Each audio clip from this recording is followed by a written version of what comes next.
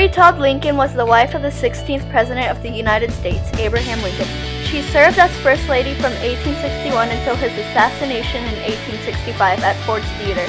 She was the daughter of Alyssa Parker and Robert Smith Todd, pioneer settlers of Kentucky. Mary had 6 siblings. She was the 4th. After her mother died in 1825, her father remarried, and Mary, who despised her stepmother, spent more time with her grandmother. Mary was 6 when her mother died.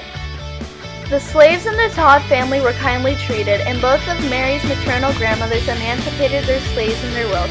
However, Mary knew all about the darker side of slavery too. On the way to school, Mary passed a whipping post where slaves were beaten. Nearly 21, she went to Springfield, Illinois, to live with her sister, Miss Elizabeth Edwards. Here she met Abraham Lincoln.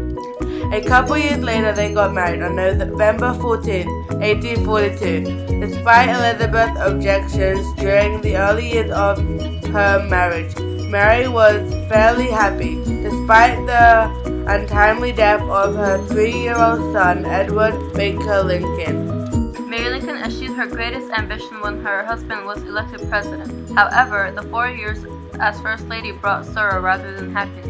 Numerous people unjustly suspected her of disloyalty to the Union because she came from the South.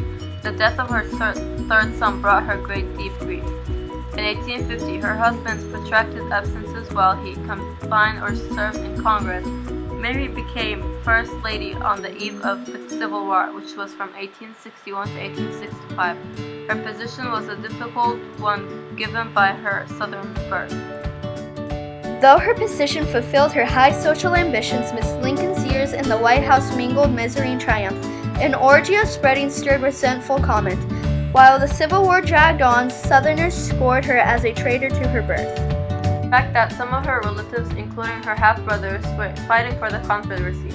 Her gracious performance as hostess drew initial praise, but she was later criticized for extravagant spending on her wardrobe. She was also later criticized for spending on the White House furnishing, which caused her husband considerable distress. The death of her second son in 1862 of thyroid fever added her strain, and reports began to circulate about her irrational behavior. Citizens loyal to the Union suspected her of treason when she entertained critics accused her of unpatriotic extravagance. When utterly distraught, she curtained her entertaining after her son Willie died in 1862. They accused her of shrinking her social duties. The next 17 years held nothing but sorrow with her son Tad. She traveled the board in search for help, tortured by ideas of her financial situation. After Tad died in 1871, she slipped into a world of illusion where poverty and murder pursued her.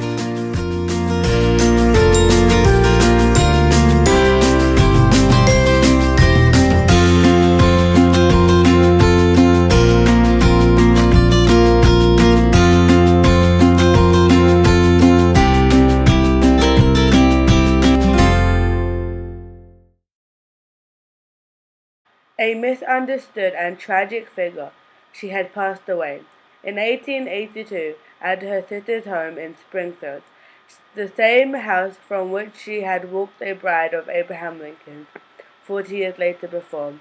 She had died at the age of 63.